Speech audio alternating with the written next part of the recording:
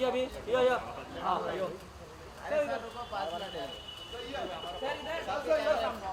सही है सर। पूरा पाए। अरे सर रुको 5 मिनट।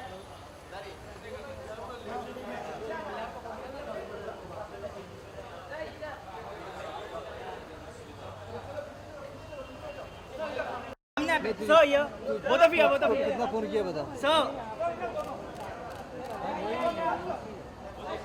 एक फोन तेरा लगता नहीं है, 50 फोन किया 2-2:30 बजे के बीच में 50 फोन किया 50 फोन दोनों नंबर पे। एक फोन लगता नहीं तेरा, एक फोन लगता स्विच ऑफ कॉल फॉरवर्ड है, यहाँ फॉरवर्ड है वहाँ फॉरवर्ड दीजिए वरना टंकी। अच्छा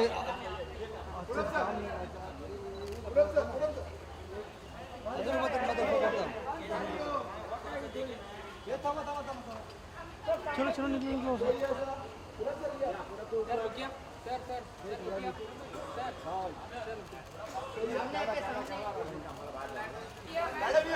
ऑन योर कैमरा पीछे आना। Ma'am your centre please. Your centre या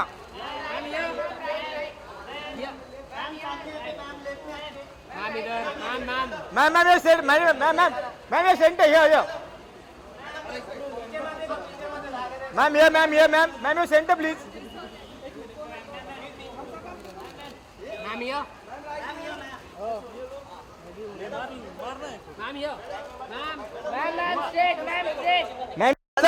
both of you here please. Madam straight. Both of you yeah thank you.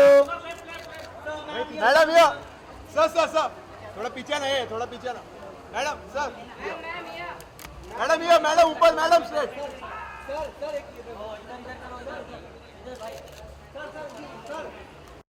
Ma'am या मैम ये centre here ma'am here last one. Ma'am down ma'am here please. Ma'am here excuse ma'am here please. Ma'am centre last one.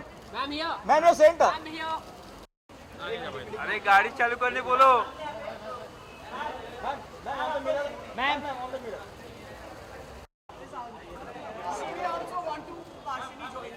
भाई ma'am एक second ना झाला काय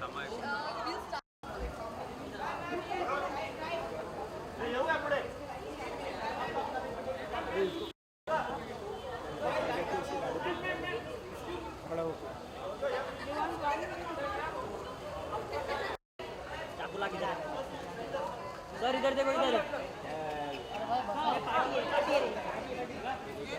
sir ये sir यहाँ पे सर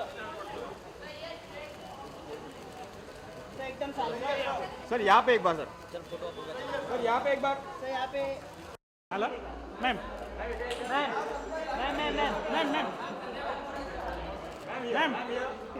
एक्सक्यूज मी। एक लुक यहाँ पे मैम एक्सक्यूज मी मैम मेरा नहीं हुआ। एक minute excuse ma'am wait thank you ma'am एक लुक मैम एक लुक मैम थैंक यू।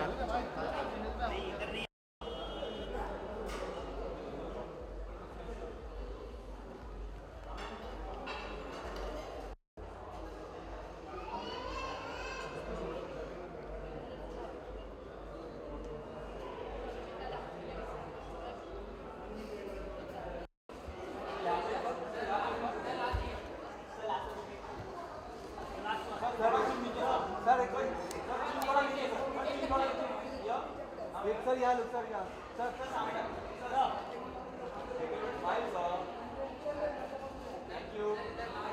हिंदुस्तानी एक गर्व से ये कहता है कि हमारी सरहद डिफेंड कर रहे हैं हमारे सैनिक। उनके लिए एक बार जोरदार तालियां। Come on let's give a big round of applause for our soldiers who defending our borders.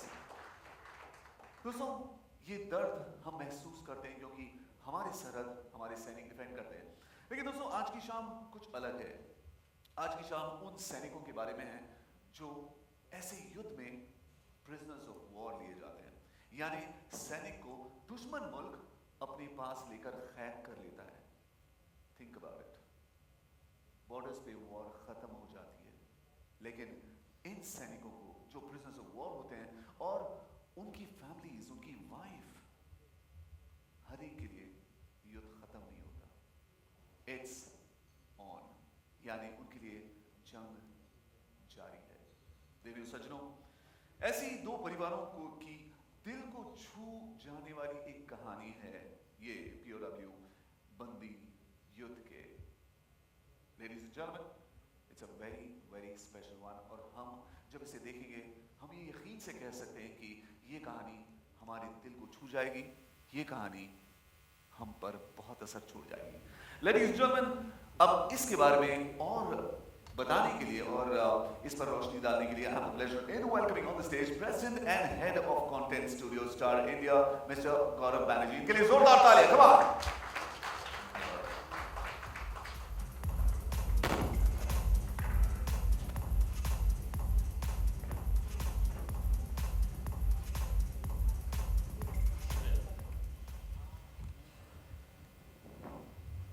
पिछले 17 सालों से टेलीविजन ने मुझे मौके दिए हैं अलग अलग तरह की कहानियां कहने के। आज मैं यहाँ आप सब जर्नलिस्ट के सामने हूँ। आप में से शायद कुछ लोग जानते होंगे कि मेरा करियर जर्नलिज्म से ही शुरू हुआ था। तो रोज़ सुबह आना और शाम तक कुछ कहानियाँ कहना, ये मेरा प्रोफेशन रहा है। पिछले 7 सालों से स्टार प्लस पे अलग अलग तरह की कहानियों से जुड़ने का मुझे मौका मिला है, लेकिन शायद ऐसी शाम मेरी ज़िंदगी में इससे पहले कभी नहीं आई। और इसके लिए जो श्रेय जाता है वो दो दुनिया के बहुत बड़े कहानीकर्ताओं को जाता है। गिडियन राफ, जो यहाँ नहीं है, जिन्होंने ओरिजिनली ये कहानी हाथ फिल्म लिखी, और मेरे दोस्त निखिल अडवाणी, जिन्होंने कि इसका भारतीय इंटरप्रिटेशन यहाँ पर है।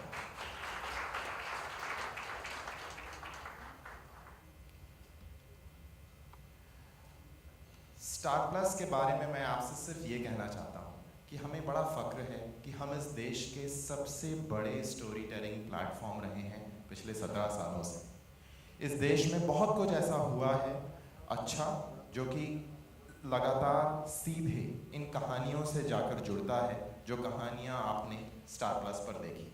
अगर देश में पोस्ट लिबरलाइजेशन का एक एरा आया जिसमें कि लोगों को लगा कि अब पैसा कमाना ठीक है, इसमें कुछ गलत नहीं है, तो वो जोड़ा गया स्टार प्लस पर आ रहे एक गेम शो कौन बनेगा करोड़पति के साथ। उसके बाद अगर हमने उन मुद्दों को सामने रखा जो घर के अंदर महिलाओं के मुद्दे थे, तो चाहे वो हमारी पहली सोप सीरीज़ थी क्योंकि सास भी कभी बहू थी, या फिर कुछ ही महीने पहले ख़त्म हुई दी और बाती हम, महिलाओं से जुड़े हुए मुद्दों को हमने हमेशा सबसे पहले सबसे आगे रखा।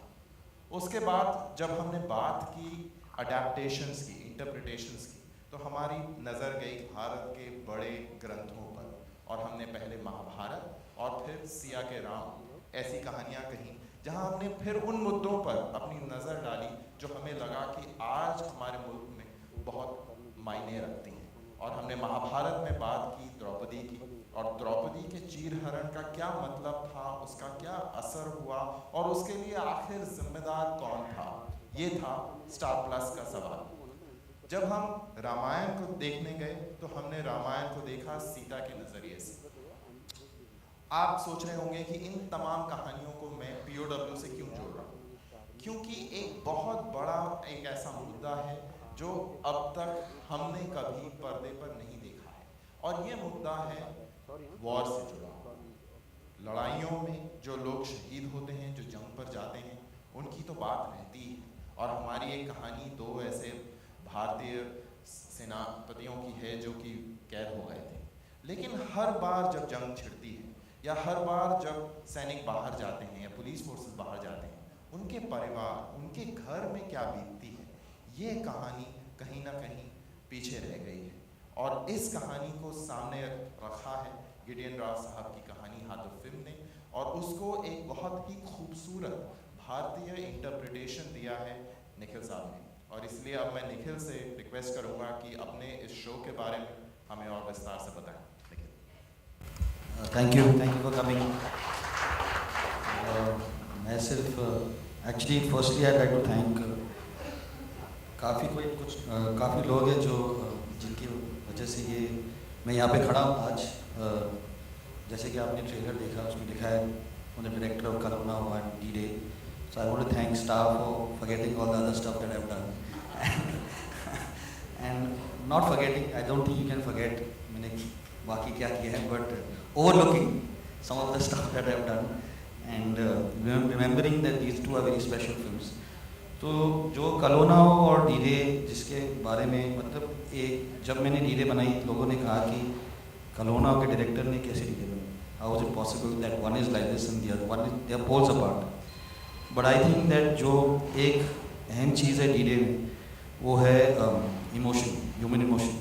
4 लॉ एजेंट्स के बारे में जो उन पे बीतती है, जो उनको करना पड़ता है, the sacrifices they have to make. तो मतलब ऑन द सर्फेस जो है वो लगती है कि थ्रिलर है, सस्पेंस है, but at the heart of it is a very strong emotion of separation, of sacrifice. जो जब मैंने हाथू फिल्म गिटिन रैप की जो बनाई हुई शो मैंने देखा तो मुझे लगा कि the show is called prisoners of war, POW, but the real prisoners of war जो है वो उनकी बीवियाँ हैं, उनकी फैमिलीज़ हैं. हम लोग भूल जाते हैं कि उन पे क्या बीतती है, उनको क्या करना पड़ता है. 17 साल से जो एक to be imprisoned by hope. One thing, the hope is something that keeps you alive and keeps you going, but they are imprisoned by the fact कि शायद वो लोग अगर वापस आए and I have moved on, how will they feel? What will happen to them? That is something that really appealed to me. And जब गौरव और शौकत जो वहाँ पे बैठे हैं, they came to me and they said कि we are willing to overlook all the rubbish that you made. Can you make something like D-Day and Kalona for us and put this show, adapt it and make it into something special for us. I think today my producing partner Madhu sitting with we are 106 days into the shoot and we've been working on this for 2 years. 2 साल से हम लोग काम कर रहे हैं इस पे. ऐसा लग रहा है कि बहुत ही टॉपिकल है क्योंकि आजकल क्या हो रहा है, बट हमने सोचा नहीं था कि ये होगा. शायद किसी ने नहीं सोचा था कि ये होगा कि जो हो रहा है आज के सरहद पे, बॉर्डर्स पे. But it's a very important film, it's important show, important story from the point of view कि हम लोग भूल जाते हैं कि actually there are people who have been left behind and that is what the show talks about. We tried our best. That's why मुझे इस मंच पे मुझे काफ़ी लोगों को थैंक यू बोलना है from top, mister Uday Shankar, Sanjay Gupta and in Star and 149 कितने लोग हैं Ravish? 149 and more than 149 people जो हर दिन they follow me to the madness of bringing what you've just seen. I won't take any more of your time, but say thank you to everybody who's allowed me to bring this to you. Thank you so much.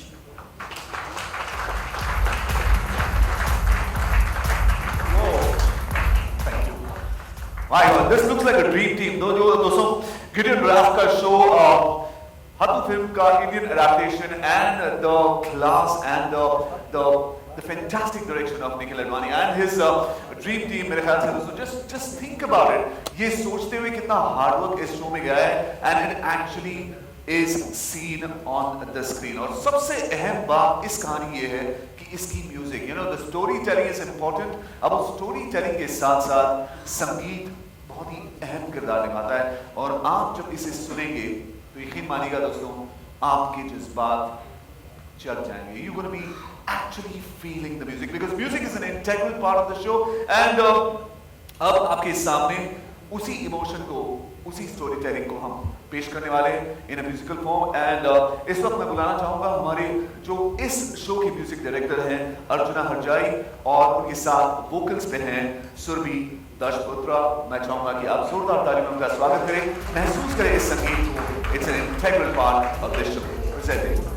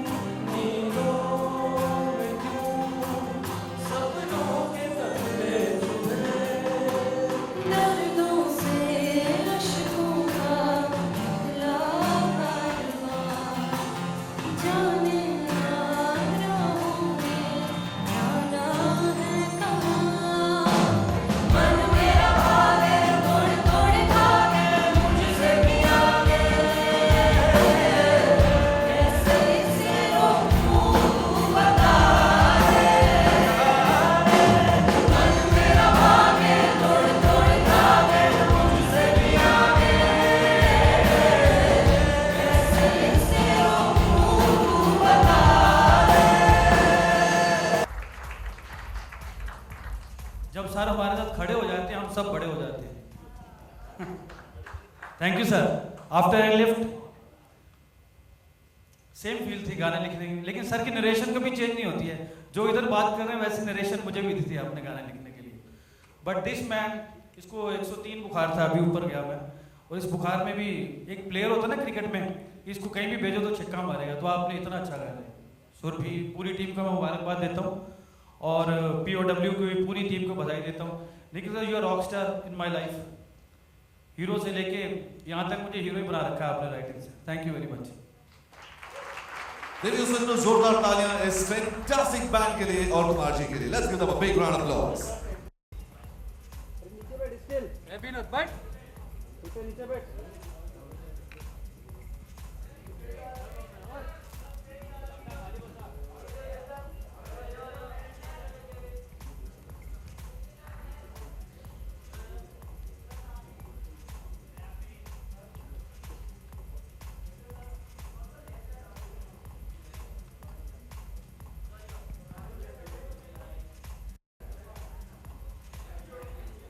All right, did you all like it?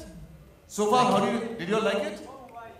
All right, there you are. दोस्तों, अब है वो वक्त जहां पर आप अपने सवाल पूछ सकते हैं। अपना इंट्रोडक्शन दीजिए, make it very crisp.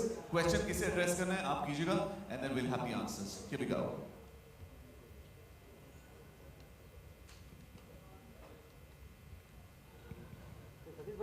बैठ जा। मेरा सवाल निखिल जी से है। हाँ, हेलो। प्रोमो काफ़ी अच्छा है, थैंक यू। उत्सुकता हो रही है शो देखने की। प्रोमो देखकर लगता है कि ये कोई फिल्म है। तो जब डिस्कशन हो रहा था, प्रोसेसिंग चल रही थी, तो क्या फिल्म बनाने के बारे में भी सोचा था, विचार था, या शुरू से इसको सीरीज ही बना रहा? मतलब क्योंकि ये हाथों फिल्म से अडेप्टेड, ऑफिशियल अडेप्टेशन ऑफ हाथों फिल्म जो गिरीन रैफ की कहानी है, जो उन्होंने इजराइल में बनाई थी, और मुझे क्लियर ब्रीफ मिला था कि इसे शो बनाना है, सीरियल बनाना है 126 एपिसोड्स की, जो मैंने काफ़ी कोशिश की इसे फिर बना। नहीं, आई एम जस्ट जोकिंग। नहीं, क्या आई जस्ट फील कि जो कहानी है वो इतनी वास्ट है, इतनी बड़ी है, उसका स्केल इतना बड़ा है। हम लोग वी आर टॉकिंग अबाउट एक इवेंट जो 17 साल पहले हुई थी, कारगिल के वॉर से शुरू होती है, फिर प्रेजेंट डे पे आती है, और प्रेजेंट डे में क्या उनके साथ क्या हो रहा है, क्या बीत रहा है, सारे कैरेक्टर्स, उनके इमोशंस। तो make it about 2.5 hour film बहुत ही, it will not do justice to the story. और स्टोरी इतना वास्ट है, इतने सारे ट्रैक्स है, इतने सारे मतलब इमोशंस है, ट्विस्ट एंड टर्न्स है। तो I never thought about ever making it into a film. I always wanted to make a show that when people like you watch it say that अरे यार इसे फिल्म बननी चाहिए। एक सवाल और जी। दो देशों में युद्ध होता है जी। युद्ध खत्म हो जाता है जी। कुछ सैनिक बंदी बना लिए जाते हैं। कई बार क्या होता है कि दो मुल्कों में टेंशन चलती है, तो कुछ लोग जैसे सीमा पार कर गए, उनको भी वहाँ बंदी बना लिया जाता है। कई ऐसे केसेस हैं 10 साल 20 साल 15 साल, या तो वापस ही नहीं आ पाए, या आए तो उनकी भी हालत कुछ ऐसी ही होती है। तो इनका दुख और उनका दुख कुछ अलग महसूस होता है, या कुछ फर्क क्या है? मेरे ख्याल से कुछ फर्क नहीं। अगर आप बंदी बनाए गए, जिस वजह से बनाए गए, इट्स नॉट इम्पोर्टेंट कि whether you are a soldier, whether you are a farmer, whether you strayed across the international border, or whether you actually were captured and taken across. कहानी उन फैमिलीज़ की है, उन कैरेक्टर्स की है, उन लोगों की है जो यहाँ पे उनको यहाँ पे छोड़ के चले गए। हाँ, वहाँ पे जो दो युद्धबंदी है, जो ईमान खान और सरताज सिंह हैं, वी डेफिनेटली शो कि उनके साथ क्या होता है, और उनकी वजह से जो हुआ है, उनकी वजह से यहाँ पे उनके साथ क्या बीत रही है। 17 साल के जो घोस्ट है, वो उनको किस तरह से they have to handle that and they have to deal with that today. But I don't think there will be any difference. मैं नहीं जानता हूँ, मैंने जो रिसर्च किया, मैंने सिर्फ उन फैमिलीज़ के साथ किए जिनके husbands have been taken as prisoners of war. तो but it's I am sure it's the same. एक सवाल और है मनीष जी से, मेरा सवाल। बिल्कुल, थैंक यू मनीष जी से। आपने अपने प्रेजेंटेशन में जो लाइनें बोली, उसमें से एक चीज़ नोटिस करने वाली थी कि भारतीय सेना का सिपाही भी टूट सकता है, बदल सकता है, चेंज हो सकता है। 17 साल इतना बड़ा वक्त होता है। ये बात दावे से कही जा सकती है या ये अनुमान है या शो इसके आसपास घूमता है? ये प्रश्न एक्चुअली निखिल के लिए ही है, ये प्रश्न मेरे लिए नहीं है। तो अगर आप बुरा ना माने तो मैं माइक वापस निखिल को दूंगा, ये इसका सवाल जवाब नहीं है। और इसके जवाब को आपको 126 एपिसोड देखने पड़ेंगे, तब आपको मिलेगा कि भारतीय सेना टूट सकता है नहीं टूट सकता।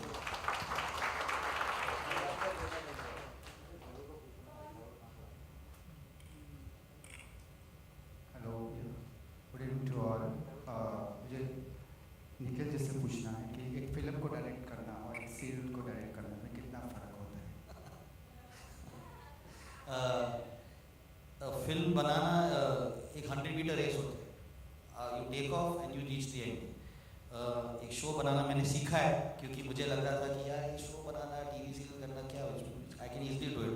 मैंने बनाई है बड़ी बड़ी films, but it's a marathon race. आपको stamina, you need stamina like you never had before. I am very fortunate, जैसे मैंने पहले भी कहा था कि I have a very good team. The one person who should be standing, two people who should be standing over here, Madhu Bhojwani and Manisha Advani, my producing partners.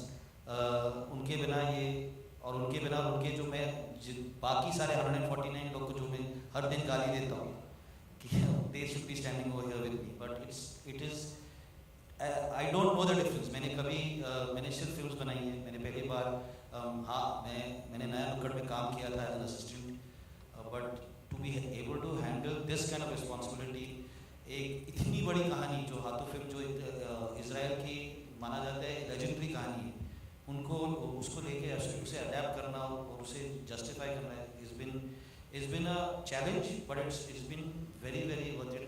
Every single, मेरा I think 105th day of shooting, 106th day of shooting चल रहा है, and it's been worth every single minute. और इस show से हमें क्या सीखने मिलेगा? आपको क्या सीखने मिलेगा? आपको सीखने मिलेगा कि इंडियन सिपाही 17 साल के बाद टूटता है। And in my opinion you will understand the true meaning of patriotism. हम सब कहते हैं कि मैं पेट्रियटिक हूँ क्योंकि मैं ये खाता हूँ और आप ये खाते हो। हम सब कहते हैं कि मैं पेट्रियटिक क्योंकि मैं झंडा उठाता हूँ, आप नहीं उठाते। But 2 women who have stayed for 17 years have stopped their lives from moving forward, waiting for their husband to come back. In my opinion, that is true patriotism.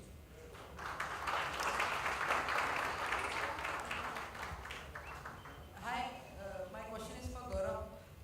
Gaurav, content के बारे में बात करेंगे तो ये बड़ा प्रोग्रेसिव कंटेंट है, तो क्या लगता है ऑडियंस कैसे एक्सेप्ट करेगी और ये क्या शुरुआत है प्रोग्रेसिव कंटेंट की?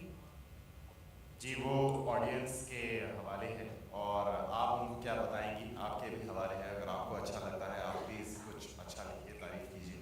तो हमें उम्मीद है कि आपका लेख पढ़ के, आपकी स्टोरी देखकर लोग आएंगे इसे देखने के लिए।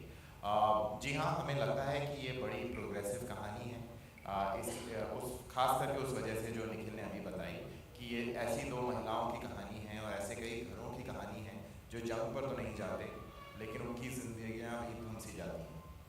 तो ये एक महत्वपूर्ण कहानी है और ये एक महत्वपूर्ण लम्हा है भारतीय टेलीविज़न पर, जहाँ हमारी लगातार कोशिश है नई तरह की कहानियाँ कहने की और अलग तरह की कहानियाँ कहने की। और मैं मायूस नहीं हूँ। आज से 4 साल पहले हमने एक कहानी कही थी, उसका नाम था, अभी थोड़े दिन पहले ही उसे हमने उसका क्लाइमैक्स आया, दी और बाती हम।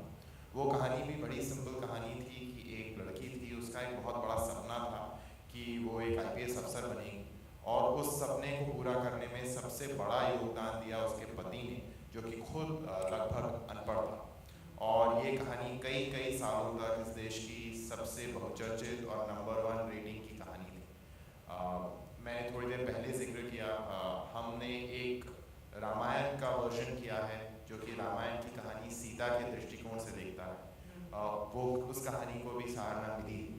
तो मुझे लगता है कि हमारे मुल्क में हर तरह की कहानियों के लिए जगह है और हमें लगातार नए प्रयोग करते रहने चाहिए और हमारी ऑडियंस में कोई प्रॉब्लम नहीं। कई बार कमी हमसे हो जाती है, कई बार हम उतनी खूबसूरती से कहानियाँ चुन नहीं पाते, कई बार कई सारे लोग उस मेहनत और उस लगन के साथ काम नहीं करते उन कहानियों को बहुत बड़ा बनाने के लिए। और मैं यहाँ पर खास करके निखिल की तारीफ करना चाहूँगा।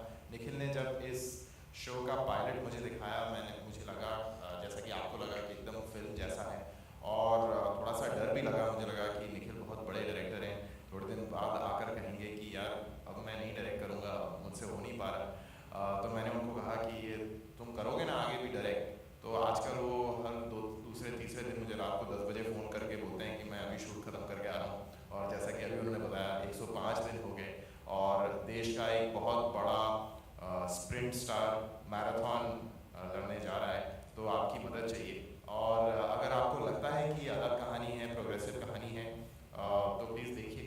और हमें यकीन है कि बहुत सारे लोगों को भी आपकी इस राय से सहमति हमें मिलेगी।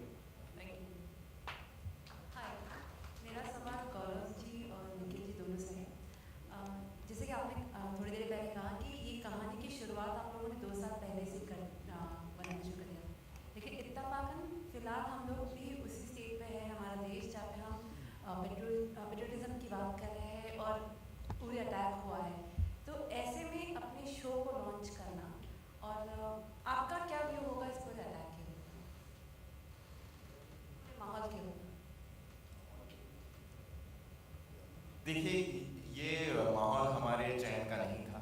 जैसा कि निखिल ने बताया, लगभग 2 साल पहले मुझे इस कहानी के बारे में पता चला, और मुझे लगा था, मुझे 2 चीज़ें पता थी कि ये कहानी बहुत अच्छी है और गिडियन राव साहब का नाम बहुत बड़ा है। जिस तरह की कहानी उन्होंने लिखी है, उसके बाद जिस तरह की का फेम उन्हें मिला है पूरी दुनिया भर में, और ख़ास करके हॉलीवुड में, क्योंकि इसी का एक बहुत बड़ा अमेरिकन अडेप्टेशन हॉलीवुड में भी बना है, homeland.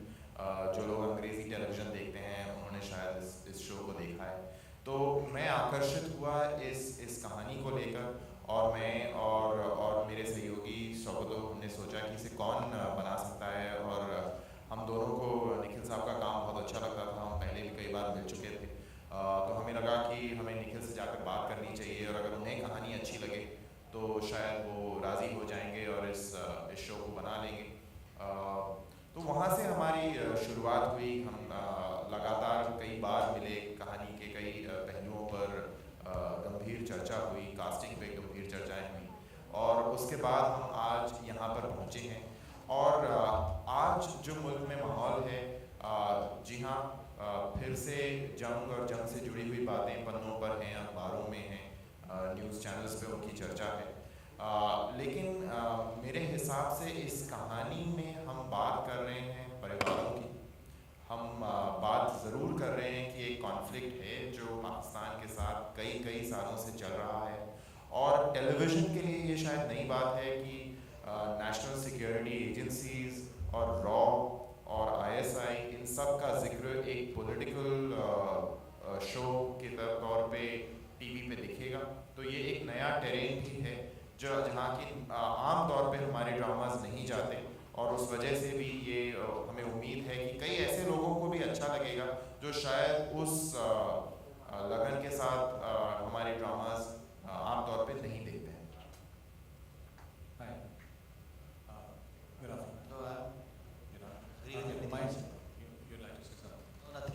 My question is for Sanjay. Hi. What makes the angry Indian goddess actually opt for such a role? Because you've been quite choosy and picky about the kind of roles you do. And at the same time also, Purav Kohli, what has been the attraction for this role? Both of you actually. Well, you answered the question. I'm choosy about my roles. When something good comes along, I jump at it. And I ignore the rest that comes and goes. So when Nikhil called me up and he tried to explain to me what Haath of Him was, and he had to, of course, refer to Homeland, and I immediately jumped and said, I hope you're not offering me the role of Carrie Matheson. It's a stereotype. That's the kind of role I would be offered. And he said, this is not Homeland, Sandhya, and this is the role. And I liked what he said, and I had loved D-Day, and I've known Nikhil for a while. He made me see Haath of Him immediately, and I saw it, and I love what he was trying to do. And I think this is the kind of television that I've been waiting for, standing by. Every few years they say Sandhya's coming back. I've made many comebacks, but I think this is the best comeback that I'm going to make right now. I'm quite certain of that. Good evening, Nikhil. Samina from Asian Age Dragon Chronicle. Sorry, yeah, get back to Nikhil after I answer this question. Good evening, everybody. I had some time to think about that answer while Sandhya was answering your question. And I think for me, it's 5 reasons that's the first reason, Nikhil Advani. I was looking forward to working with him, and this is not the first time I've asked him what he's doing next. I've asked him for many years, but this is the first time he answered, okay, I'm doing something that I can offer you.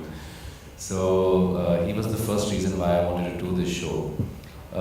Secondly, he also told me it was for Star TV. I have a long relationship with Star. I worked for them for 8 years as an employee, actually. I was with Channel V for 8 years, so I hosted shows for Star India for a very long time. And I interviewed Nikhil Advani for his first film, Kal Ho Na Ho. I did an interview with him. So that's the second reason. Thirdly, I think just the concept of the show, story bahut hi acha tha. I mean, he narrated a little bit. I had not seen Homeland, I had not seen Haath of Him. I didn't know anything about the show. I just knew Homeland was a popular show and there was some reference to that, but Nikhil clearly told me that Homeland nahi hai bhai, it's Haath of Him, and that's the format we are going to follow. And so I saw Haath of Him and I fell in love with the show that it was and the characters that it had and all the relationships and the layers it had to it. And though in the front it looks like it's about 2 prisoners who come back after 17 years, but I think it's about a lot more. Their wives, their families, them coming back. There's so many things that can be told in all this, in this big frame of story. Then of course the character, Sartaj Singh, that I play is extremely complex. You may have noticed in the trailer of Sartaj Singh. In fact, I saw it today for the first time and been playing him for so many days, as Nikhil pointed out earlier, 106 days that we've been shooting. I think I've shot for about 80 or 90 days out of those 106 days. And you kind of forget what you did in the first few days because so much is going on. And to see that trailer was like, wow, he's actually quite intense and really complex character. And that's what really, one of the reasons also that drew me to him and how Nikhil had thought of him. And it's funny because, I mean, even this morning, Nikhil and I were shooting and I took him to the side and I said, please tell me now where's the graph going because I want to do something in this scene. So as we're shooting also, Nikhil is really flexible and he lets you get in things into the character and also has ideas for the character and helps you really build it. So I think the characters is another reason. And last but not the least, I think is the Amrita Puri, Sandhya Mridul and Satyadeep Mishra and all the other supporting cast also. I think we have some of our family, and Manish also of course. I can't forget him. Manish has always been a favorite of mine and I was really happy to know that he was on this show. We have worked together before, Manish and I. And the cast is I mean, when Nikhil told me that these are the people I'm thinking of casting, and I was like, wow, this show really is something special. I'll be foolish to say no. And lucky for me, I had Nikhil for 5 hours in the car with me, and we also got lost in Jodhpur trying to buy some mithai. तो उसमें मैंने पकड़ लिया sir मैं आ रहा हूँ mummy मैं audition दूंगा आप चाहे तो पर मैं शो करने वाला हूँ. So he had no choice. I just want to add that a big reason for what you're going to see very soon is the 5 people who are sitting over here. Funnily, we all knew each other than work. We had all worked with each other or we had wanted to work with each other, and there are lots of people who are sitting over there who are also the reason, but we enjoy coming to work, and that is something that you will see when you watch the show. It's great fun and it's being able to discover. We also come back and just as I think somebody asked us that to aaj ho raha hai, we come back and we say, hey, did you see the news, this happened? And we said, yeah, in episode 80, same thing is going to happen over here. And we've written it. So, I mean, to answer the question about what's happening present, and I have 3 of my 4 writers sitting at the back, Asim Arora, Anirudh Goa, Gaurav Chawla, and Isha is not here, and every day we look at the newspaper and we call each other up and we have this WhatsApp group and we say, somebody is scripting this for us and we don't even know how it's happening. it's just happening. You know, it's uncanny. It's unfortunate, but it's uncanny. Good evening, Nikhil. Samina from Asian Age Technicron. Fabulous cast and flawless casting. You always had these actors in mind when their respective characters were sketched. Yes, very much. I mean, I've been very lucky that I made 5 phone calls and all 5 people decided to say yes. Satyadeep was in Goa when I met him, and I said, Satyadeep, this is that. Satyadeep, being this consummate actor, said, okay, let me see how to film, then I'll get back to you. Purab, he cornered me in a car, locked the car and said, मैं करने वाला हूँ. We were coming back from the shoot where I left, and he said, मैं करने वाला हूँ, कुछ भी हो जाए, नहीं करने वाला हूँ. Amrita, I wanted to work with. The minute I saw her and Aisha, I said that, you know, this is, and we've been trying to work for what, 2 years, 3 years? Yeah, we've been just trying to work together, trying to find something or the other to work with her. Sandhya is, Sandhya, I mean, why would you say, if Sandhya says yes to doing doing a role in your film or in your show, you know you're doing something right? Because as the gentleman pointed out, she's extremely choosy, so something right is happening. And well, Manish is my oldest friend in the industry. We used to sit outside Sudhir Mishra's office and we used to discuss Kanpur ka chai better hai ya Banaras ka chai better hai. None of us had work, and we said one day we'll work together, and so we've just waited for that one correct story, project, something that we can, you know, both get our hands together, because I mean, he's, in my opinion, one of the most underrated actors in this industry, and we should just be very, very lucky that he said yes to us. Hello, this is Siraj Sayyed. I'm a media critic. The question is addressed to the two ladies, because when we talk about family that a prisoner leaves behind, usually we refer to the mother and the wife, a lot of emotions involved there. The problem usually faced by wives and mothers is that there is no closure. The fact that somebody is missing in action, or in some other situations, say in a coma, how important it is for a person and a relation to find either a closure or a full living being right there with you. Is that something that you have deeply explored as wives in this film? In this television show, yes. Yeah. My apologies. I know it's easy with that trailer to mistake it, but I think that what you brought up is the dilemma that both wives in this show faced. Of course, when we start off with the first episode, you see very quickly both their husbands return, and then through the show, as the show carries on, you see what their journey was, what their battles were. But that's something very real, because with a period of 17 years, you're dealing with a whole series of emotions and an entire graph of emotions. And my character, for instance, got married very young at 17, and on her wedding night, her husband was called to war and then declared missing in action. So here's a girl who's never really met her husband and got to know her husband, but then chooses, and what's very important is that she chooses to wait for 17 years with the hope every day, as Nikhil said, there's hope every day that maybe he will return. And that's the hope that you carry forward with. And at some point, maybe you stop believing that he will return, but you still carry on. And then suddenly, after 17 years, he does return. And then what? And that's what's even more interesting, is that how do you pick up from then on? Maybe Sandhya can add to that. Is it easier to face closure? For example, when you learn that somebody's really died, it'll be a big shock, but to live with the fact that somebody is missing for 17 years. The question here is, do you ever really move on? That's the point, yeah. No. I don't think you ever really move on from it. I think you live in limbo.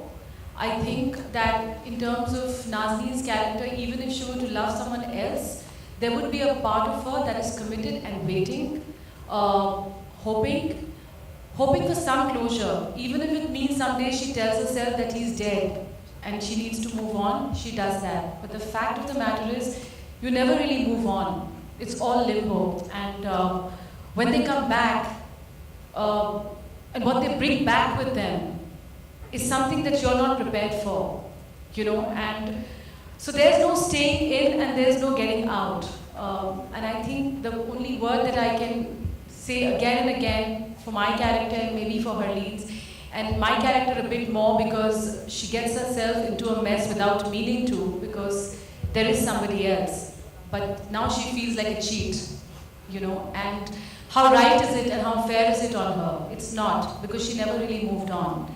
And her love may be one thing, but her duty is another. So there's that dilemma. So it's too many things. It's too many things. But all I can say is, you never move on. Yeah, thank you. This is one incredible story, intense characters, and trust me, like Nikhil mentioned, after the end of it, you're really going to be proud of what you are, proud of being Indian, all the patriotism is going to come out. And one final question before we wrap up. Let's take the last question for the evening. All right, here we go. Hi, this is a question for the cast. There's a buzz in the industry, and going by the trailer, it would appear that these are career-defining roles. So I was wondering if I could hear from the cast about how did you go about preparing for these roles? Did you speak to, for the women, did you speak to wives who had husbands who were missing in action? Did you speak to army officers? What kind of background work went into it? I think the fundamental, sort of the underlying basis of this entire story is emotion. I could have been in the Air Force or in the Army or whatever and been away from loved ones for 17 years, and the whole issue is that you've been away for 17 years, you've hoped and prayed that one day you're going to come back, and you come back and life is not what you thought it would be. And I think to that extent the emotion is very universal. You know, it doesn't really matter that I was an Air Force officer the day I got captured. So I think for me personally, the work that has gone into this role has been in that space. I mean, the frills, of course, you come back after 17 years, you should look like somebody who's been in a prison for 17 years. You know, that sort of stuff, but that apart. But I think the hard work has gone in terms of just getting the sort of, the range of, you know, your emotional palette, right, for the sort of situation that you find yourself in. At least that's for me. I think that's what I've worked harder on for my part. I think Satyadeep has pretty much summed it up. How do you put yourself in somebody's shoes for something that you have never experienced and probably never will? You know, it's impossible. Even if you speak with them or whatever, the fact of the matter is, how do you feel that? And the only way I've figured, which I always figure in everything that I do, is to stay as honest as possible, to stay as committed to that character as possible. And in fact, I often tell Nikhil that I'm going to go crazy after this show, because, you know, I go back home and I can't shed Nazneen. You know, I mean, it's crazy. I go back and I really don't know how to lose this woman. And it just kind of, every day I feel the pain just multiplies and multiplies and multiplies. And somehow, you keep tapping in deeper and deeper and deeper. And that's the only thing you can do. And the good thing is that we have Nikhil Advani, who's so averse to bullshit. You know, he just calls it. He calls it. If you've done something, you know, and I like that. He pushes you so much. He pushes you so damn much without really pushing you. But because he's such an achiever, he's constantly making you go in deeper. He never really tells me how to act on set, but he'll come and tell me that one thing that just hit the spot. And that's when you need someone like that, you know. So he makes sure that you're not hamming. You know, he makes sure that you're not taking the easy way out, because this man never takes the easy way out. So, you know, all of that also really works. And I have actors who are honest. And that's a huge plus. When your co-actors are honest, when you have writers who are writing it the way one must feel it, you know, ultimately it's a TV show. You know, ultimately it's something that you guys are going to see, and it takes a whole damn team to do it. You know, so it's all there, and all we can do is just stay committed to what the complete honest portrayal of putting yourself in that person's shoes as much as possible every single day, going deeper into that person that you're playing. And that's all I can say. I know it sounds like a whole lot of bullshit, but it's the truth. I just want to, I'm not the cast member, so answer the question. So yeah, I mean, to answer your question about them meeting wives who have suffered the same fate, or I mean, they couldn't have met POWs because then you're not a POW. So you're not missing in action, sorry. So basically, I made it a point to tell them, A, that I don't want you guys to be reading a lot of stuff, because then it starts becoming imitative. Then you want to live other people's lives.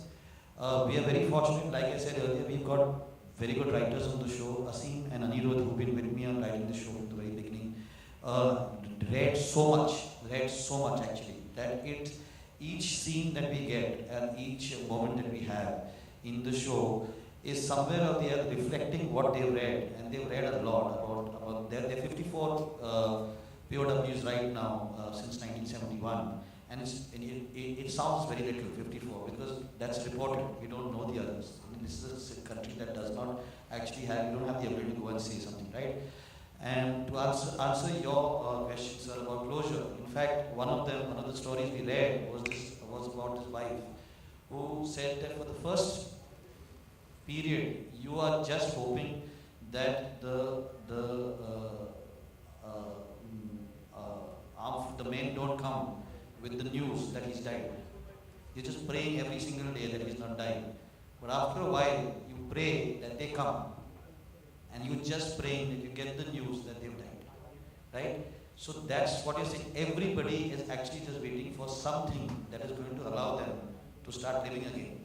Otherwise, you're just living, in a kind of limbo. So the most important thing that Sandhya said, which is that the only thing we strive for in every scene is honesty. Are you honest to the character? Are you honestly playing the emotion that this character will be playing? Let's not manipulate, because you can just see manipulation. People don't want to be manipulated. I think they've been manipulated enough. We're manipulating them on the news. We're manipulating them everywhere. We don't want to manipulate. We're trying to keep it as real as possible and as honest as possible. With me, I like to prep for the characters that I have to play in as varied a way as possible, and I try to understand what the character really wants me to prep as or for, and what is that angle I should be using to prep for that particular character. And for this one, for Vikram Singh, it was very clear to me actually that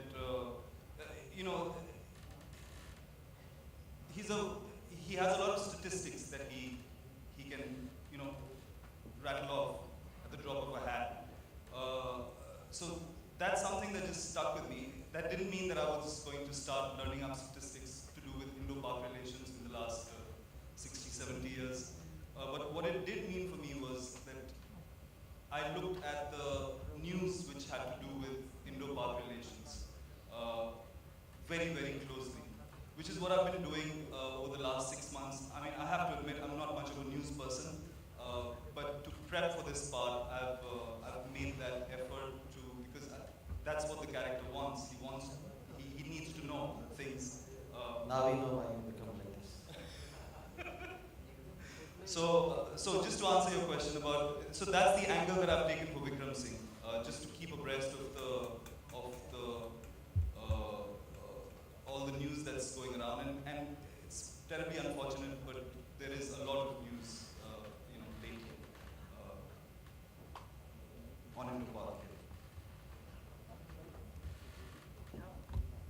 I think a lot of what I wanted to say, Sandhya and Nikhil have already said, so I won't say too much, except that initially I was burdened with the idea of how am I going to prepare for this character, because I'll never be able to understand what it feels like to be her name.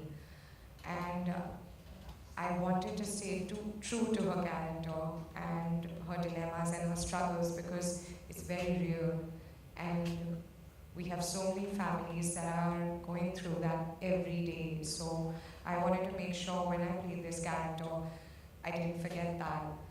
And I went up to Nikhil to try and figure out where to start prep from, and he said, just leave it to me, and that's pretty much what I did.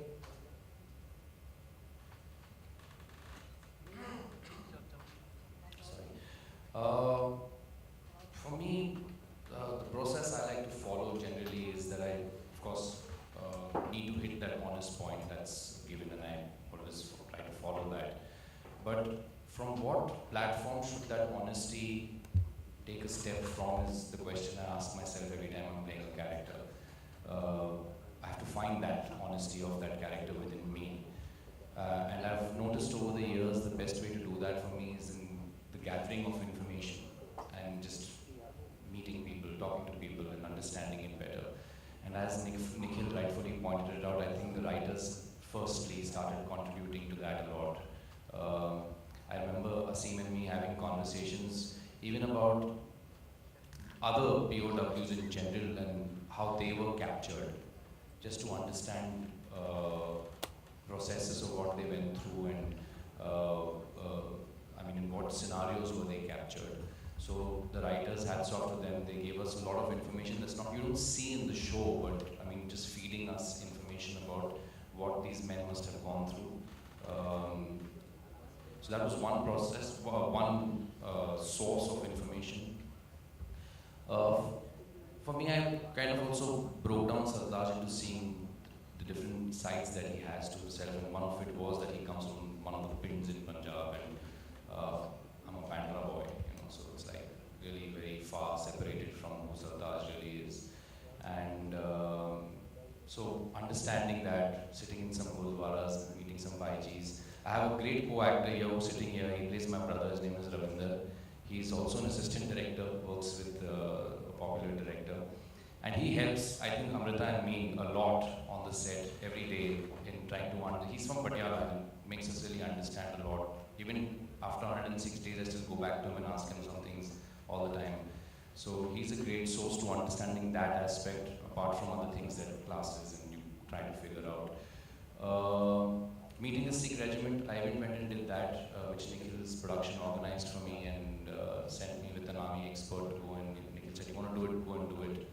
And I went in and met them in Bombay and tried to understand a little bit of how they are, because you know, I've always heard legendary stories about the Sikh regiment, of how they take down Sikhs before they go down and all of that. So I said, let's go and meet some of them, and I was surprised. One of the stories I was surprised to hear is that they are not really very happy in peace postings. They want to be in the border protecting their country. That's where they feel they belong the most to, and that's an aspect of Sartaj too. So that was a source of information. Then there was a psychologist who's a family friend I went and hung out with to just understand what a person who would be trapped for 17 years go through. Elements of what would go through his mind through that time, what does repeated torture have an effect on them. Just information, not that I mimicked or saw, just to feed myself, to find that platform like I mentioned earlier. And even after all of that, workshops, readings, but even after all of that, till today, in a rehearsal, Nikhil Advani says, change your body language, that's not how Sartaj will stand. So, we're still in work is still in progress. Important thing to also understand is that we did 2 months of workshops. 2 months of workshop. Every single day, this cast would meet and we would just sit with the writers and we would just allow the writers to just take us through what exactly are the characters feeling, what are they going through, how are they going to react, should they be saying this, should they not be saying this, if they are saying this. I mean, like there are lots of times I would tell Amrita, you're Harleen is saying this, Amrita's not saying this. Don't worry. You know, so there are lots. So yeah, I mean, it's been a process of discovery for all of us, even me as the person who's directing. But again, a lot of credit has to be given to the two guys who are standing in the back. Guys, stand up if you all want, and we can just clap for both of them. Standing in the back row, they've been with me from right from the beginning, you know. And right now we were upstairs in the business end, and we are so happy. We're seeing episode 90 का story हो गया. आगे बढ़ते हैं. Right, thank you very much. Let's give a big round of applause for the cast and Nikhil and Gaurav. Of course, this is the time we welcome the rest of the cast and important members who've been a part of this show. Unke liye zordar taaliyan as we welcome them on the stage. I just want to quickly call the three other directors of the show: Nikhil Gonzalez, Kashvi Nair, Gaurav, my two writers. Most importantly, my producing partner Madhu. Please come on the show. She's dressed for the occasion also. She's worn a POW outfit. Not from POW. Shagad please.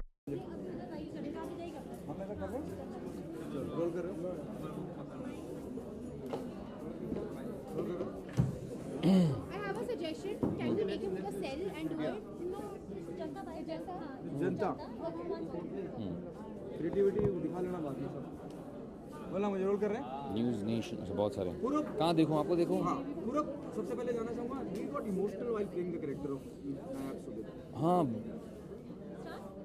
Emotional एक तरीका है उसे describe करना लेकिन बहुत सारे emotions आते हैं इस कैरेक्टर को प्ले करके और बहुत भारी कैरेक्टर है और रोज़ जब मैं निकलता हूँ स्टूडियो से तो कुछ मजाकी चीज़ें करनी पड़ती ताकि इसको छोड़ दूँ कमालिस्तान स्टूडियो में और उसको निकल के घर आ जाऊँ अपने फैमिली के साथ तो to answer your question yes बहुत इमोशनल होता हूँ मैं इमोशनल कैरेक्टर है बहुत लेयर्स है इस कैरेक्टर में और एक भारी सी फीलिंग रोज़ आ जाता है इसको प्ले करके इसको निभाते हुए तो जी आप सही बोल रहे हैं कि बहुत ही इमोशनल कैरेक्टर है ओके पूरा इस तरह का शो कभी आया नहीं है ना अमूमन हम विद ऑल ड्यू रिस्पेक्ट हम सास बहू और ये सब देखते हैं एक अलग तरह की कोशिश है इस कोशिश के बारे में क्या कहना चाहेंगे और क्या आपको लगता है कि काफ़ी देर हुई इस तरह के सब्जेक्ट को चुनने में या छूने में खैर मैं अगर एक मैं एक ऑडियंस के हिसाब से अगर बात करूँ कि मैं खुद एक ऑडियंस हूँ तो मेरे ख्याल से जी हाँ बिल्कुल देर हो गई है बहुत सालों से हम एक ही तरीके के शोज़ देख रहे हैं और इस जो फॉर्मेट है हमारे टेलीविज़न पे इसने भी सेट किया है स्टार प्लस ने अगर आप देखा जाए क्योंकि सास भी कभी बहू थी जो पहली ऐसी सास बहू टाइप शो थी जो फीमेल ऑडियंस पे एकदम फोकस था वेल फीमेल ऑडियंस हमारे इस देश में बहुत टीवी देखते हैं वो बहुत इंपॉर्टेंट ऑडियंस है और शोज़ ज़्यादातर उनके लिए बनते हैं लेकिन उनकी भी सोच को थोड़ा चेंज करना उनको नई चीज़ दिखाना आई थिंक ये एक अटेम्प्ट है एक नया कॉन्सेप्ट का और ये भी रिस्क स्टार प्लस ही ले रहा है तो एक अच्छा ही बहुत डेयरिंग बात है और अगर आपके रिएक्शन देखा जाए कि आप प्रेस वाले हैं आपके थ्रू लोगों तक बात पहुंचती है मैंने देखा है कि ज़्यादातर मीडिया के लोग बहुत इम्प्रेस हुए ट्रेलर्स को देख के स्टोरीज़ को देख के कॉन्सेप्ट के बारे में सुन के तो मेरे ख्याल से ये एक्साइटमेंट जो आपको हो रहा है आगे ऑडियंस के पास जाएगी वो एक्साइटेड हो जाएंगे शो के बारे में और फिर हमारे लिए तो अच्छा ही होगा हम चाहते हैं कि ये ट्रेंड हो जाए ये शो पॉपुलर हो जाए पूरा कई बार ऐसा होता है कि बड़ी फिल्मों की अगर मैं बात करूँ या मैं छोटे पर्दे की बात करूँ कुछ किरदार अमर हो जाते हैं या मैं सर्कस की या मैं शाहरुख की बात करूँ क्या आपको इस बात पे फील है कि वो लार्जर देन लाइफ हो गए हालांकि छोटे पर्दे पे किया गया लेकिन वो किरदार अमर हो जाते हैं 18 साल पहले निखिल अडवाणी 18 साल पहले मैंने एक शो किया था हिपेपुरे नाम का आज तक मुझे लोग नज़र बुलाते हैं और मेरे ख्याल से ये शो के बाद लोग अब मुझे सरताज बुलाएंगे उस शो और इस शो के बीच में मैंने बहुत सारे फिल्में किए उसमें शायद 2 नाम टिके हुए एक मुन्ना था आवारापन से और दूसरा केडी जो रॉक ऑन का है और शायद इब्राहिम जो अभी एयरलिफ्ट में आपने अगर देखी होगी तो उसमें निभाया इब्राहिम का कैरेक्टर वो भी थोड़ा पॉपुलर हो गया था लेकिन जब एक शो किसी के घर पे जाता है रोज़ तो डेफिनेटली लोग आइडेंटिफाई कर सकते हैं उस कैरेक्टर को पसंद करें तो अमर हो जाएगा वो कैरेक्टर लार्जर देन लाइफ हो जाएगा और वो लार्जर देन लाइफ कैरेक्टर रोज़ आपके साथ डिनर टाइम पे आपके टेबल पे बैठ के खाना खाएगा तो मतलब लोग के दिमाग में वो रह जाती है बात आपके कैसा एक्सपीरियंस रहा, क्योंकि निखिल के साथ आप बहुत काम कर चुके हैं, खास बॉन्डिंग भी शेयर करते हैं निखिल अडवाणी के साथ, उनके साथ काम करने का, और एक अलग उनके लिए भी एक चैलेंज होगा यकीन, छोटे पर्दे के लिए कुछ करना। बिल्कुल बिल्कुल, that's too on grand level, एक फिल्म का फील आता है जब आप टीजर देखें, आप प्रोमो देखें, इतना प्रॉमिसिंग लगता है सब कुछ। शुरुआत में तो मुझे खुद को भी लगा था कि शायद कोई फिल्म आ एक तो बात आपने बिल्कुल सही की कि एक फिल्म डायरेक्टर जब एक टीवी शो को हाथ में लेते तो उसे एक फिल्म जैसे ही प्रेजेंट करते, और निखिल के लिए बात बिल्कुल सही है, क्योंकि मेरे ख्याल से वो कुछ फ़र्क नहीं देखते हैं शूटिंग के स्टाइल में, जिस तरह से वो पिक्चर बनाते हैं। मैंने वैसे काम नहीं किया उनके साथ पिक्चर पे, टीवी पे ही काम किया, लेकिन मैं यकीन के कह सकता हूँ कि वही जितना डिटर्मिनेशन, जितना इंटरेस्ट, जितना कंसंट्रेशन और रिस्पॉन्सिबिलिटी से इस यूनिट को, इस शो को हैंडल करते हैं। हम सारे एक्टर्स, सारे टेक्नीशियन, सारे क्रू जो इस शो पे काम करते हैं को इंस्पायर करते हैं रोज़, every day.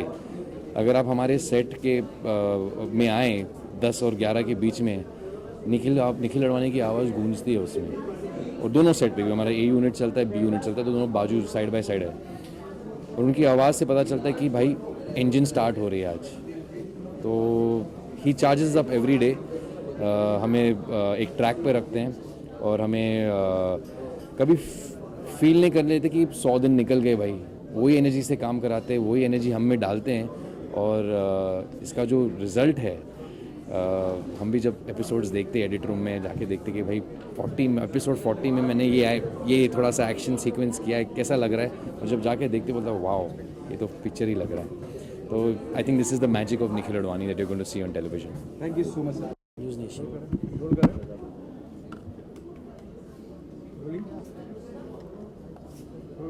want to hold it? No, it's okay. Rolling. Nikhil sir, whatever we have seen, it's amazing. और सबसे पहले मेरा सवाल आपसे ये जानना चाहूँगा, कैसे आया ये आइडिया? दो you have spoken a lot about the stage, but still want to know कि क्या खास आपको लगा you become a part of it और you came in? मुझे लगता था कि मुझे लव स्टोरीज़ बनानी चाहिए, मुझे उस किस्म की लव स्टोरीज़ बनानी चाहिए जिससे मैं जाना चाहता हूँ, कलोना हो, सलाम इश्क। फिर उसके बाद मैंने एक फ़िल्म बनाई डी डे। मैंने डी डे तब बनाई जब मेरे पास कुछ नहीं था और बनाने के लिए। मेरे बाकी उसके पहले वाले फिल्म्स ठीक से चले नहीं, तो I was in a situation कि मतलब यार there is nothing to lose, मैं बना देता हूँ। और लोगों को काफ़ी समझ में नहीं आया कि कलोना के डायरेक्टर ने ये डी डे कैसे बनाया। मुझे उस टाइम पे समझ में आया कि यार this is what I like to say the most, इस किस्म की कहानी जहाँ पे रॉ एस्पियोनाज, ह्यूमन इमोशंस के साथ जुड़ सकती है। उनकी मतलब हम क्यों सोचते हैं कि एक स्पाई जो है या एक जो सोल्जर जो है उनका सिर्फ एक ही मकसद है कि देश को बचाना, उनकी लाइफ में क्या होते हैं, बाकी सब क्या होता है। तो मुझे समझ में आ गया that's something that I like. उसके बाद मुझे एक मौका मिला एयरलिफ्ट प्रोड्यूस करने का, और आई गेस मुझे उस फर्दर पता चल गया कि यार this is exactly the kind of cinema that I do well, और the kind of stories that मैं ठीक से बता सकता हूँ। मेरी दिलचस्पी है इसमें। तो जब स्टार के जो सीनियर मैनेजमेंट है उन्होंने डी डे देखा, they came to me, they said एक शो है आप क्यों नहीं देखते हो। मैंने बोला कि यार हाथू फिल्म होमलैंड बन चुकी है, मुझे नहीं बनाना है, मुझे क्योंकि हमेशा उसके कंपैरिजन में होगा हमारे पास उसके किस्म के बजट्स नहीं है होमलैंड जैसी शो बनाने के लिए, तो मुझे नहीं बनाना है। उन्होंने कहा कि यार देख लो। जब मैंने देखा हाथू फिल्म, मैं थोड़ा दंग हो गया। मैं थोड़ा कि फिल्म जैसे मैंने कहा है it's about prisoners of war, but real prisoners जो है वो उनकी बीवियाँ, उनकी फैमिलीज़ हैं, उनकी फैमिलीज़ की कहानी है। और एक बड़ा सा एक षड्यंत्र है, एक प्लॉट है, एक सस्पेंस चल रहा है, एक थ्रिल चल रहा है, बट एट द कोर जो है वो जिस तरह से हम लोग बात कर रहे थे कि इन बीवियों को, इन फैमिलीज़ को क्लोजर मिला है कि नहीं, और उनके साथ अभी क्या होने वाला और क्या हो रहा है। तो मैं शो देख के मैं पागल हो गया। मैंने बोला कि मुझे ये करना ही है, और we reached the stage. Okay, with all due respect, जिस तरह के शोज अब तक इंडियन टेलीविजन पे आते रहे हैं साल भर, ये एक अलग कोशिश है, और इस कोशिश का आप हिस्सा हैं। How lucky you feel, you are adding something new. Absolutely. We have been seeing watching. No, मैं आपका क्वेश्चन को मतलब मैं जानता हूँ। मैं सबको यही कहता हूँ कि जिस तरह से स्टार ने मुझे अलाउ किया है ये बनाने के लिए, मैं बहुत ही मुझे लगता है कि I am very very lucky. There has been only encouragement and मतलब कि आपको क्या चाहिए, अगर आपको ये चाहिए हम लोग ये दे देंगे, अगर आपको ये करना हम लोग ये करने के लिए, मतलब 3 इस शो में 6 ओरिजिनल गाने हैं। जो स्केल पे ये शो बन रही है, जो स्केल पे हम लोग ने शूट किया है, जो स्केल की जो इमोशन जो है, जो एक्टर्स के साथ मैं जुड़ा हूँ, मतलब Star has given me only support and to be able, जिस तरह से आपने टू डू समथिंग डिफरेंट, ऐसे ये नहीं कर रहे कि हम लोग ये सब देंगे यार आप वही बनाइए, नहीं, to they only encourage me कि you keep thinking how to make it more and more different. Okay, apart from I hope you take it on a right note, क्योंकि स्टार आपके पास आया, उन्होंने आपको बताया इस तरह का एक आप देखिए, आप समझिए, अगर आपको समझ में आता है उसका हिस्सा बनिए। आपको लगता है कि इस पर फिल्म भी बननी चाहिए? नहीं, nothing to take on the right note और नॉट राइट, मतलब मैं जिन्होंने कहा है, मतलब द फर्स्ट आज रिएक्शन जो हमें मिला, मुझे जिन्होंने ट्रेलर देखा, ये 2 मिनट का ट्रेलर देख के सब कहते हैं कि यार ये gives a feeling of film, ये शो है, ये फिल्म नहीं है। एंड माई एंडेवर, मेरी कोशिश ये रही है कि मतलब एपिसोड 1 के फर्स्ट फ्रेम से एपिसोड 126 के लास्ट फ्रेम तक जो कंसिस्टेंसी और क्वालिटी जो क्वालिटी फर्स्ट फ्रेम में है वो लास्ट फ्रेम में होनी चाहिए। तो हम लोग सिर्फ उस पर काम कर रहे हैं कि जो इमोशन, जो स्केल, जो प्रोडक्शन वैल्यू, जो लार्जनेस जो है वो सब होने चाहिए। तो ये फिल्म बननी चाहिए या नहीं बननी चाहिए मुझे पता नहीं। काफ़ी लोग ने मुझे और उनमें से एक बहुत ही मेरे क्लोज़ फ्रेंड है, उन्होंने कहा है कि सेठ जी इसको फिल्म बननी चाहिए, आपने वेस्ट कर दिया। मैं नहीं सोचता वेस्ट कर दिया, क्योंकि इसमें जो इमोशंस है, जो कैरेक्टर्स है, वो मैं कभी फिल्म में जस्टिफाई नहीं कर पाता। मैं हार चुका हूँ जब मैंने बनाई थी फिल्म 3.5 घंटे की, फिल्म का नाम था सलामेश। मैं लंबी फिल्म नहीं बनाना चाहता हूँ, मैं बनाना तो मुझे लगा कि देखिए मुझे नेशनल अवार्ड मिला था जब मैंने फिल्म बनाई थी दिल्ली सफारी, जो एनिमेशन फिल्म थी, क्योंकि वो कहानी सिर्फ एनिमेशन में बोली जा सकती थी। ये कहानी सिर्फ इस शो पे बोली जा सकती है। मैं अब और उसका मैं करौली भी बोल सकता हूँ, क्योंकि काफ़ी लोग ने देख के बोला इसको आप 126 में बंद क्यों कर रहे हो, ये तो बंद और भी चल सकती है, ये तो 3 साल के लिए चल सकती है। मैंने बोला नहीं, ये 126 के बाद बंद हो जाएगी सारे, मतलब मैं ख़त्म करूँगा उसको। तो that is what I feel, क्योंकि that is the format of the story, और मैं उस पर ऑनेस्ट रहूँ। Okay, the last one, the way everyone is appreciating, especially the media people, the critic who are already part of this press conference, basically half the battle is won once your very first look, the very first video of your show is liked by everyone. So it is, it really look impressive. नहीं sir, ऋषि जी ने मुझे कहा था, उन्होंने मेरे साथ 2 film में काम किए, एक पटियाला हाउस और दूसरी डी-डे, और उन्होंने मुझे कहा था, जो मैं आज तक सबको यही कहता हूँ, उन्होंने मुझे कहा था कि तू ट्रेलर बहुत अच्छा काटता है। मैं ट्रेलर से मुझे कुछ नहीं होता है, मुझे I want after 126 you come to me, आप आके 126 एपिसोड देखने के बाद you come and we have this conversation, that is what I am looking for. Thank you. Excuse me, Sandhya guys, हाँ भेज दिया ना यार,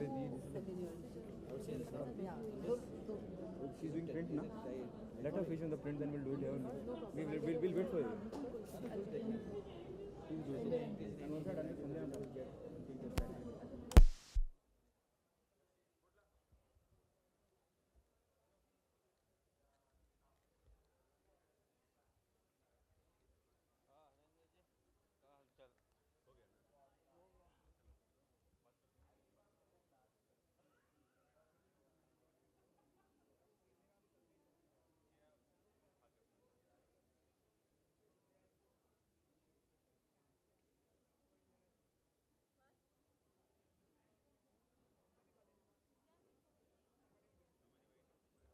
अंधा कर दो कोई ऐसे,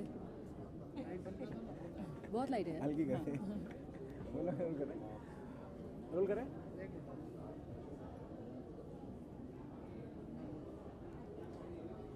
संध्या, जैसे मेरे कलीग ने भी कहा था प्रेस कॉन्फ्रेंस के दौरान कि आप बहुत चूजी हैं, और यकीनन चाहे फिल्म्स की बात हो, चाहे शोज़ की बात हो, बहुत कम नज़र आती हैं। ऐसा क्या खास था you said yes to the show?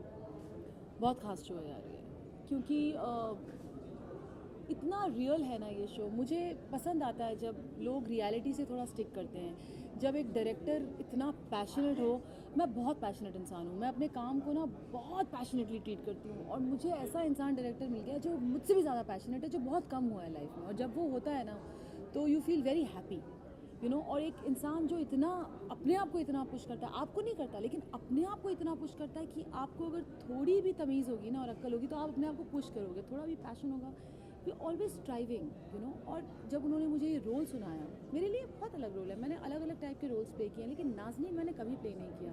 Nazneen सबसे ज़्यादा मुझे इंटरेस्ट तब करती है एक चीज़, जब वो इंसान मेरे से क्लोज ना हो।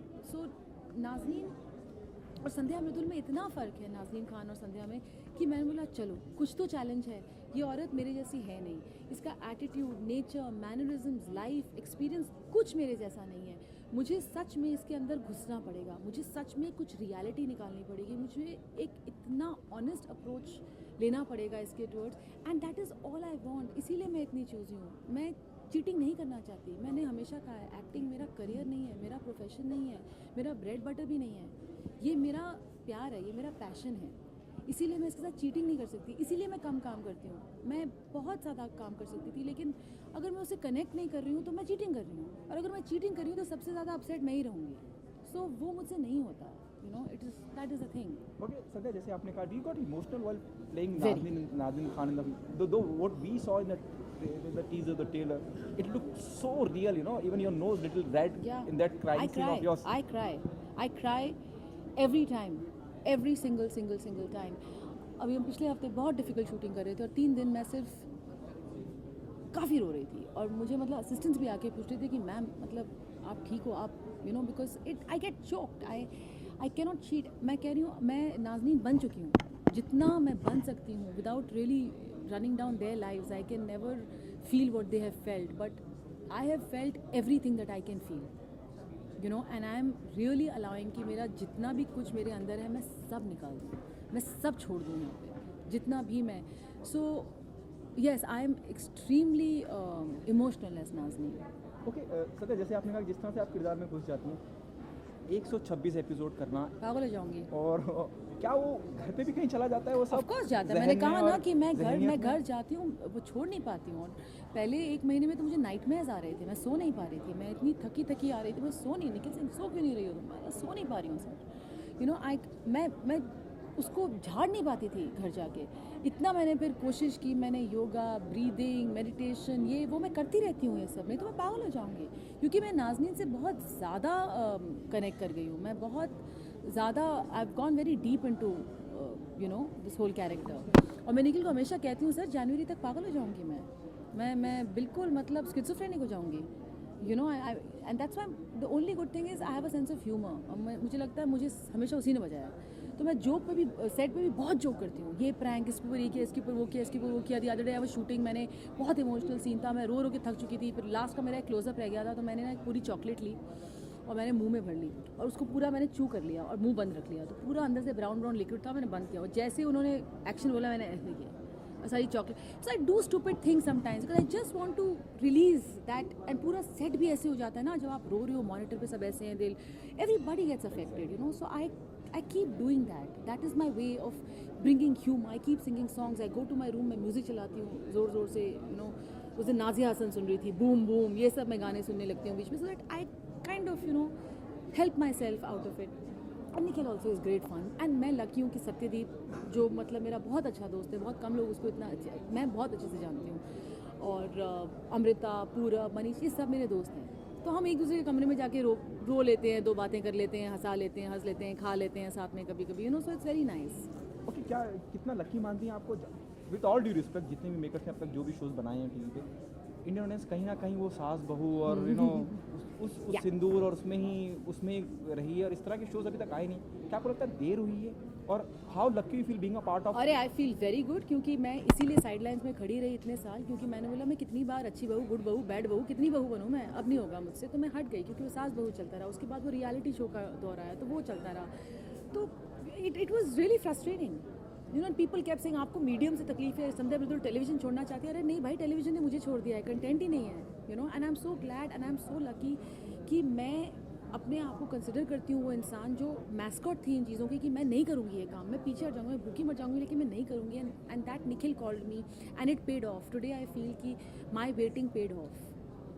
And I feel that this is the show that will change so many things. This is a path-breaking show, and I'm so happy that I'm a part of it. Thank you so much, Sandhya, and best of luck. Thank you so much. एक second.